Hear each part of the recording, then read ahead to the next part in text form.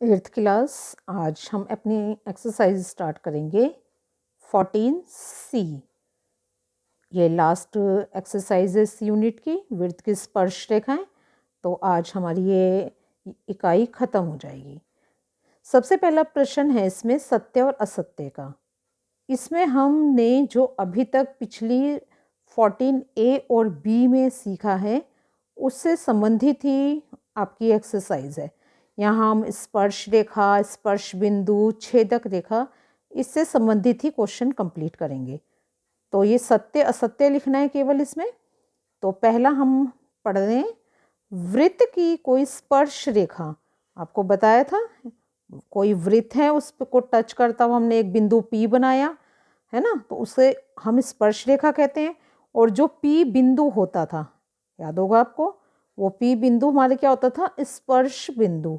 तो वो कहना चाह रहा है वृत्त की स्पर्श रेखा और स्पर्श बिंदु से खींची गई त्रिज्या एक दूसरे पर लंब होते हैं। तो ये सत्य है ना। तो हमने कल भी अभी ऐसे एक वृत्त था, यहाँ P बिंदु लिया था और एक ऐसे लाइन खींची थी, तो वो क्या था, और यहाँ से एक त्रिज्या बनाई थी, तो वो क्या होता था, उस पर लंब। तो ये सत्य है। सेकंड, किसी वृत्त की छेदिका उस वृत्त को 2 से अधिक बिंदुओं पर प्रतिच्छेद करती है। हमने एक वृत्त बनाया और उसको ऐसे कट कर दिया, तो वो कह रहा है कि 2 से अधिक, हमारे तो 2 ही बिंदु टच हो रहे थे वहाँ पर, तो 2 से अधिक बिंदुओं पर प्रतिच्छेद करती है, तो ये असत्य है। ठीक है, तो सेकंड क्या हो गया आपका, असत्य है। थर्ड, किसी वृत्त की स्पर्श रेखा उस वृत्त को केवल 2 बिंदुओं पर प्रतिच्छेद करती है। तो ये भी आपका असत्य है, क्योंकि जो हम वृत्त बनाते हैं उसको एक बिंदु P तो लेते थे हम, तो एक बिंदु P केवल एक बिंदु पर प्रतिच्छेद करती है, तो ये आपका असत्य है। फोर्थ, वृत्त के केंद्र से किसी जीवा पर खींचा गया लंब उस जीवा को समद्विभाजित करता है, ये आपका सत्य है। क्योंकि जब हम इसे लंब को खींच रहे हैं तो ये दो भागों में कोई जीवा यदि हम यहाँ खींचे तो उसको वो समद्विभाजित करता है। चलिए सेकंड क्वेश्चन, ओ केंद्र से लेकर 2.5 सेंटीमीटर की त्रिज्या का एक वृत्त खींचिए। तो अब आपको क्या करना है, प्रकार लेनी है। ठीक है, उसके बाद उस प्रकार से 2.5 सेंटीमीटर लेकर उसका एक वृत्त बना देना। ठीक है, ये वृत्त हो गया उसका। इसके बाद वही फिर हम P बिंदु लेंगे, ये P बिंदु हो जाएगा हमारा। ठीक है, इसको हम इस तरीके से मिला देंगे। इसके बाद उसने कहा कि P बिंदु भी ले लिया हमने और O पॉइंट बना लिया, त्रिज्या OP भी खींच दी हमने। ये त्रिज्या क्या है हमारी, OP खींच दी। अब रेखाखंड OP के बिंदु पर P लंब और PT खींचिए। और ये बताना है क्या PT वृत्त की स्पर्श रेखा है। तो आप एक काम करना, कल भी जैसे हमने क्वेश्चन करा था उसी तरीके का क्वेश्चन है ये। आप थोड़ी सी प्रकार खोलना, थोड़ी सी प्रकार यहाँ रखना और ऐसे ऐसे चाप लगा देना। ठीक है बेटा, यहाँ प्रकार रखनी है, थोड़ी सी खोल लेना अंदाजे से और यहाँ से एक चाप ऐसे लगा देना। इसके बाद प्रकार यहीं रखना जितनी खुली हुई है और उसको ऐसे काट देना यहाँ से। ठीक है, इसके बाद यहाँ से ही फिर एक बार ऐसे लगा देना और इस बिंदु से ऐसे लगा देना। ठीक है, और ये जो दोनों बिंदु मिलेंगे उससे ऐसे स्पर्श रेखा आप खींच देना, जैसे कि अब देखो मैंने इस चित्र में बना दिया। ठीक है, हमने क्या करा, पहले यहाँ रखी प्रकार और ऐसे चाप लगा दी। इसके बाद यहाँ रखी प्रकार, इसको ऐसे काट दिया। ठीक है, इसके बाद यहाँ से एक कट यहाँ लगाया और ये वाला कट। ठीक है, इस कट से ये वाला कट लगाया और इस कट से ये वाला, ये कट गया और इसको मिला दिया। इसको नाम क्या दिया, T। तो ये वृत्त की स्पर्श रेखा है या नहीं है, ये वृत्त की स्पर्श रेखा है। तो आप आंसर क्या लिखेंगे? हाँ, ये वृत्त की स्पर्श रेखा है। ठीक है, तो ये आपको इसमें केवल चित्र ही बनाना था और ये बताना था कि ये वृत्त की स्पर्श रेखा है या नहीं।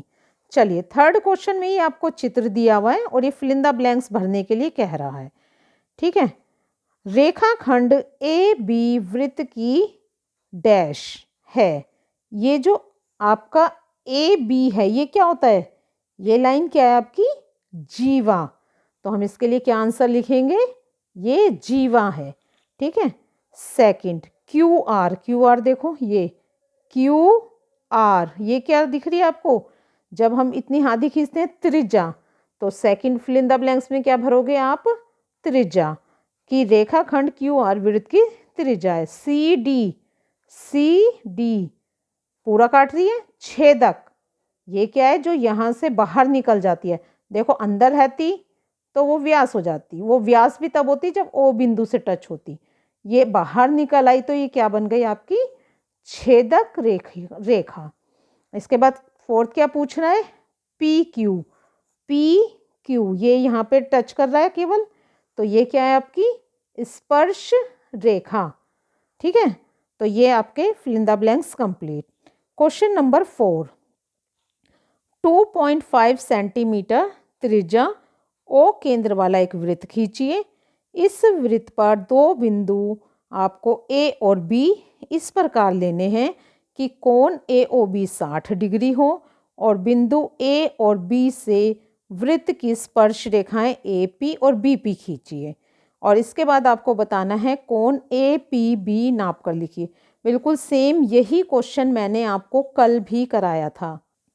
देखिए, ये वाला क्वेश्चन बिल्कुल सेम यही है, बिल्कुल इसी तरीके से चांदे की सहायता से। देखो, यहाँ पे ए ओ बी 125 निकाला था, फिर मैंने 4 चतुर्भुज बन गया था वो आपका 360 डिग्री में से माइनस करा था, तो ये ए पी बी आ गया था। बिल्कुल सेम इसी तरह का क्वेश्चन कर रहे हैं हम ये वाला भी। तो इसलिए इसको मैं शॉर्ट में ही बताऊंगी क्योंकि ये आप पहले कर चुके हैं।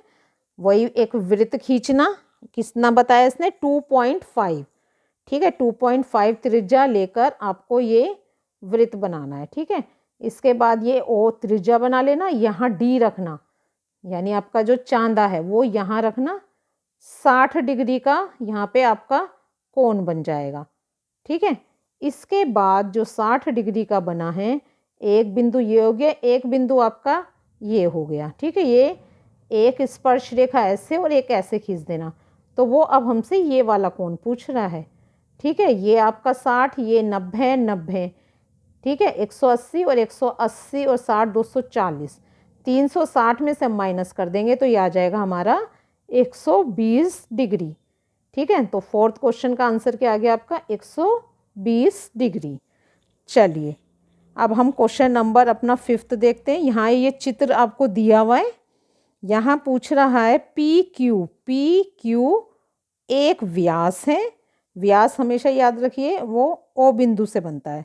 इसके बाद पी आर, देखो पी आर ये, और क्यू एस उस वृत्त की स्पर्श रेखाएं, ये स्पर्श रेखा है।